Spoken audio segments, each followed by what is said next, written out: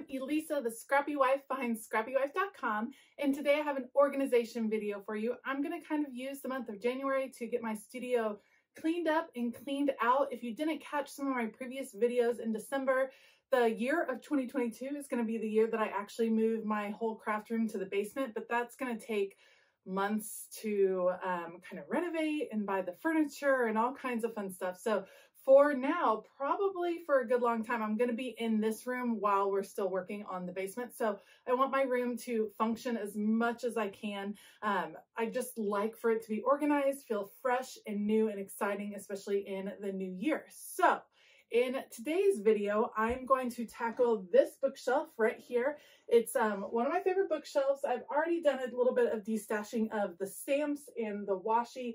I'm going to take a look at paper today. This top shelf right here with all of these journals and books and things. I just need to organize it a little bit and see if there's anything that needs to be destashed from there. And otherwise, I'm just going to kind of clean up the shelf. Probably not a huge change, but I will share some of my organization techniques as I go through the shelf. So if you're interested in finding out more, make sure to stay tuned. If you have any questions about products, then make sure to leave a comment and I will try to link things in the description that people ask about. All right, let's go. All right, let's take a look at the bottom shelf. This is a lot of overflow of Happy Planner supplies. So I have covers here. These are all classic sized covers that I bought. I think I bought these from Zulily. I don't think the Happy Planner has very many of these left, if they have any at all. And then I have some snap-in covers. I always try to take them out of the packaging. Some of these I have already used, some of them I haven't, but I'm going to keep all my snap-in covers together on rings, on discs, just so I can make sure I don't lose them next to the other covers, which are a little bit bigger and more bulky. So I'll just put them all on the same set of discs, and then if I get any more snap-in covers, then I can attach them right there. So I have this kind of light leathery one. I have an extra gray linen cover that is nice, so I'll put that one right here. And then I have one of the create your own cover sets, which is pretty cool because you can like it says, create your own, use your own scrap of paper, things like that, which is really nice, especially seasonally. So I purchased one of these during one of the sales during the Happy Planner during Black Friday that whole season. So I'm excited to give that a chance. So I have all my covers right there. That works great. Next, I have some sticker books, and these are actually, these are Capital Chic Designs, and I got these at Michael's, and I think you can get them on clearance now. I love, love, love these sticker books for organizing my Pip Sticks stickers. So I have all, these are not Pip Sticks, these are some from a different company, but I use my Pip Stick stickers, keep them all in there, attach them right in there, and then I have a similar one for Wrong Wrong, which is awesome too, and I like the size of this one because I feel like it's easier for on the go. So I have all those, keeping those. Then on this side, these are folders from Planner Companion packs from the Happy Planner, and most of these are empty. Some of them have some extra cutouts and things like that in them that I use for my vision board, which I haven't put together yet for 2022. This one is empty, and this one is Christmas. So I have all those. I have my lettering companion pack for the big lettering planner, which I think is gorgeous. So all of those work just fine. I like to keep those because I can use those folders for different purposes. And then I have these, and these are all old tabs. Woo! It all fell over. Old tabs from the Happy Planner, like old dividers, and I save them because I use them often as vision boards. I use them to redo journals, to redo pages, to make specialty pages. So I don't keep all of my old planners. I just don't always like to keep them. And so, but I do keep dividers because I think they are fun to work with. So I have 1, 2, 3 rings of dividers. I have an extra ring. These are all covers that I keep together on large expander discs. Again, extra covers from old planners. That way I can switch it out easily. I love switching out my planner cover. It makes it fresh and fun every month. These are some big size dividers. Big size, I obviously haven't had very many big size planners. And then I have a couple of, these are from my classes on Scrappy University. The books that you can print out through those classes about organizing your craft room and creating your own YouTube channel. And I do have links in the description box for those, so make sure to check that out. And then the other thing I'm wanting to keep over here are my Happy Planner rings. So the discs are right here. These are my plastic discs, and then I have the same container with my metal discs, and it keeps them nice and organized, and they don't like mix up in here, so it's really easy to find them. And then I can keep them right in here. I think maybe they should go on the edge right over here so they're not protruding too much. So discs, extra things, and then I probably need to buy like a bookend right here to go right here to keep those separate. I saw some gorgeous clear acrylic bookends on Amazon. I'll put a picture here and a link because I think they are the ones that I'm gonna purchase. So excited about that shelf. My next two shelves include all of my stamps. I recently did a video where I did a big stamp de-stash, so make sure to check that out. But my stamp organization system is really simple. I believe in having containers to hold things so that you know when you've reached your max. And that is what started my stamp de-stash, because I had reached my max. So these containers are actually from Target. I don't believe they sell them anymore, but people ask all the time what size they are. They're about 6.5 by 10.5. I'll link something similar from Amazon, but I like the clear containers. I like that I can pull it out. I have them divided into some different categories. We have all alpha, spring, summer, fall, winter, and holiday, functional, sentiments, icons, abstract, people, and then I have a ton of Jane Davenport, so those are all together. Faith, music, background, florals, travel, industrial, and then miscellaneous. All of these are smaller stamps from By the Well for God and Creative Retreat Kit. And then I have some larger pieces from Tim Holtz on the side. I have my stamp platform, my little mini stamp platform tucked in on the side over here.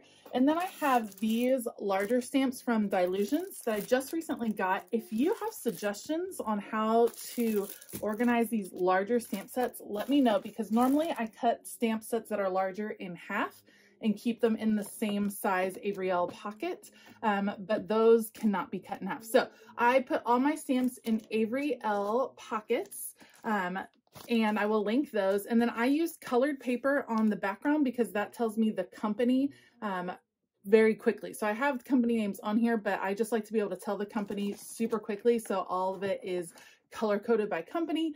I need that information as someone that's on YouTube because I have to link things and I need to remember where I got all these supplies. So these two shelves I'm happy with. They're good. We're going to keep them like that. If you have any questions about stamp organization or stamping anything, leave it in the comments below.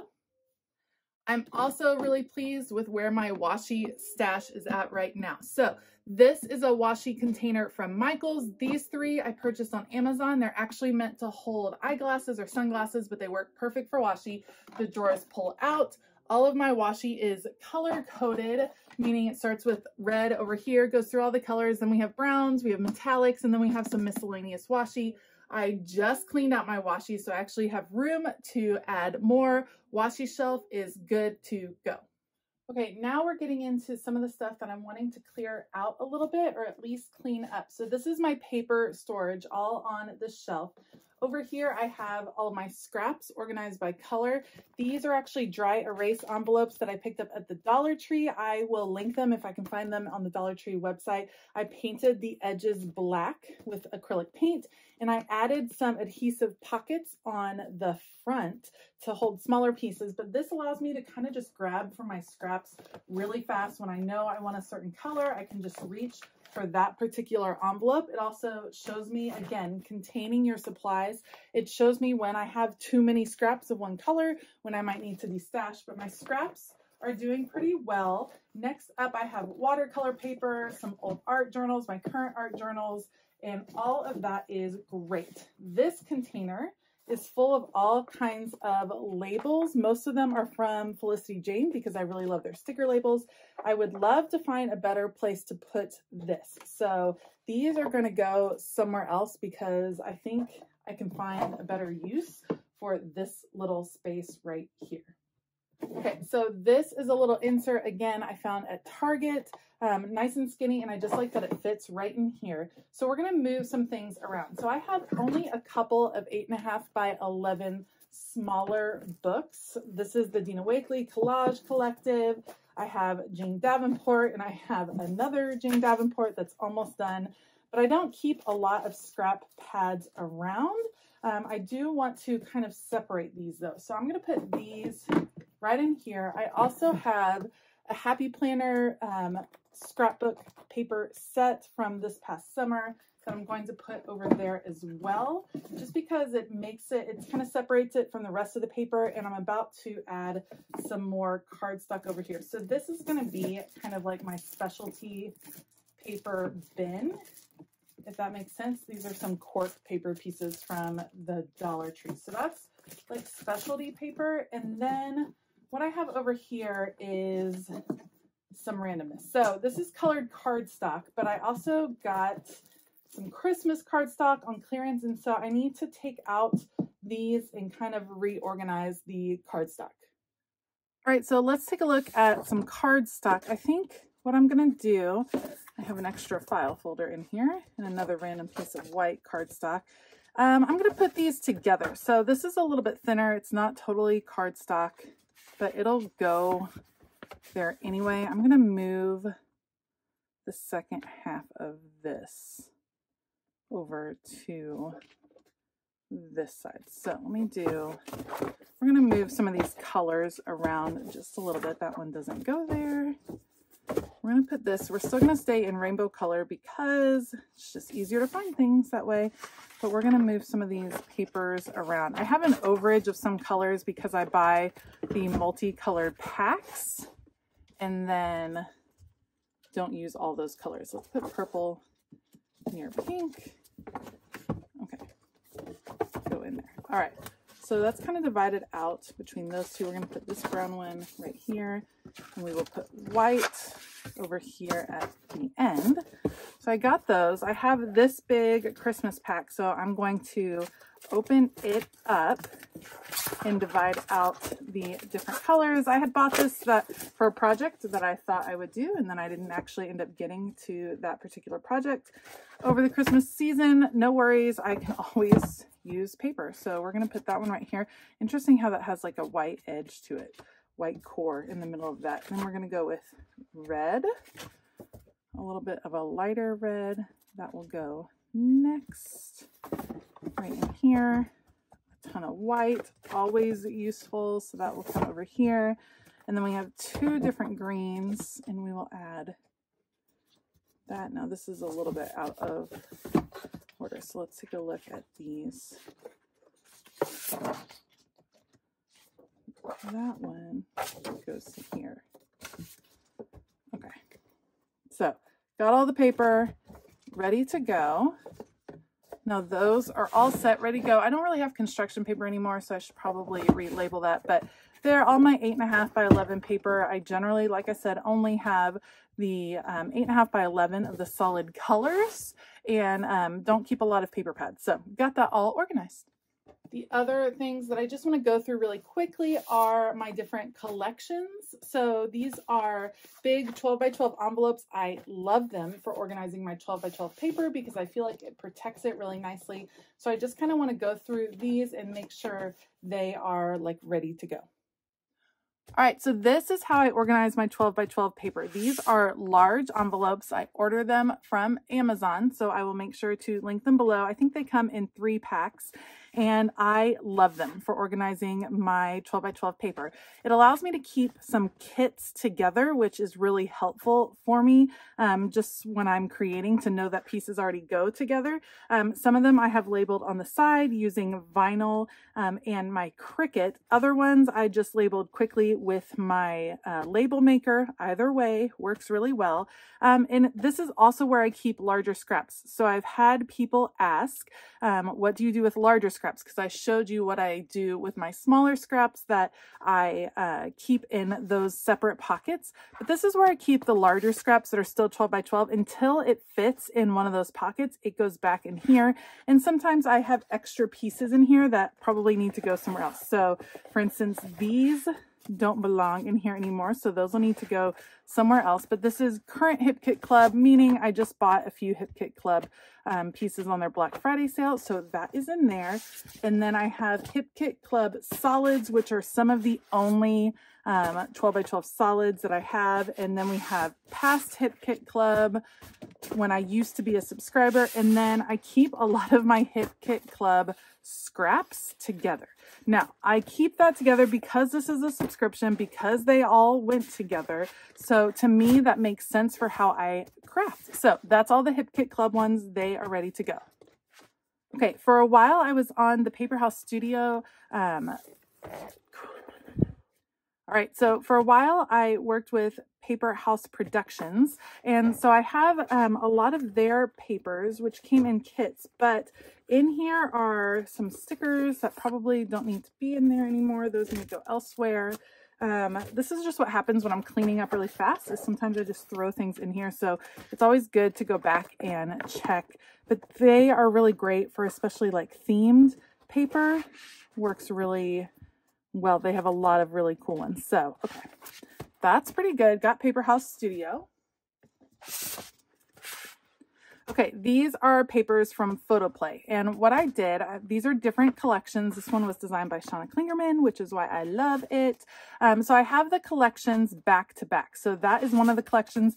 Here's another one called Paper Crane. And I keep most of all the paper in here together, and then I have the ephemera somewhere else. So I have two Photoplay.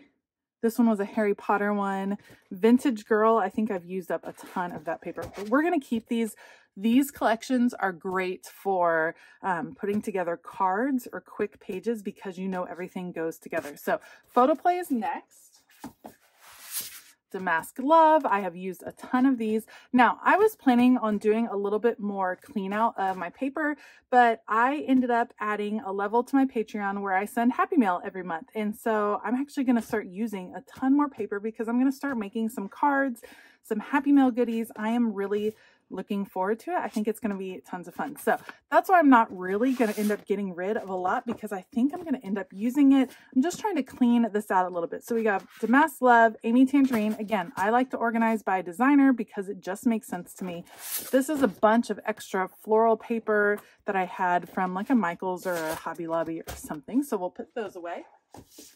Paper Person subscriptions. Okay, so I do have some things that need to come out of here. Some alpha stickers, all of this stuff. These are some cards. I have a different place for those. And sometimes I get stamps stuck in here. Otherwise, all of these Paper Person collections go together. Perfect. A huge Maggie Holmes. And in fact, I should have another Maggie Holmes here somewhere. It was in two different ones. So we'll do Paper Person and then Maggie Holmes. All right, next I have a Christmas collection, and you'll see it has a bunch of extra stuff. I put all of my Christmas papers and extra ephemera in here, and then I clean it out or I use it for December Daily. It's actually looking pretty empty right now because I have my December Daily things still pulled out. Oh, here, it looks like I cleaned out Maggie Holmes. Aggie Holmes. Oops. All right, so those are empty ones. Those will go at the end. Next up, we got some metallic papers. All of these are foiled. Vicky Booten, All Together, love her. Pink Fresh Studios. And who is this? Miscellaneous paper packs. More miscellaneous. We'll put those at the end. Those look good. I love those paper packs. I am a sucker for those. Paper House Studio. And then we have some Felicity Jane. if you are a Felicity Jane subscriber, I highly recommend keeping your Felicity Jane supplies separate from your other supplies, just because they work so well together. And I have found that my Felicity Jane supplies don't necessarily work well with other companies. It's like they don't play well with others, but they play well with each other, all the different packs. So I bought a bunch of packs over Black Friday, lots of paper. I keep all of my Felicity Jane scraps, even when they get small enough, I keep them in this container all together. So these are more recent ones, older pattern paper that's larger, and then my Felicity Jane solids, just because I know they're all going to go together super nicely. So got all that Felicity Jane stuff, and I put my scraps at the beginning so that I look at those first. All right, and then a few extra folders for my collection to expand. All right, so I found a few things that need to go other places. I will store those, and we'll look at the top 2 shelves of my bookcase. All right, let's take a look at these top 2 shelves. First of all, this doesn't go here. This is an extra sticky notepad.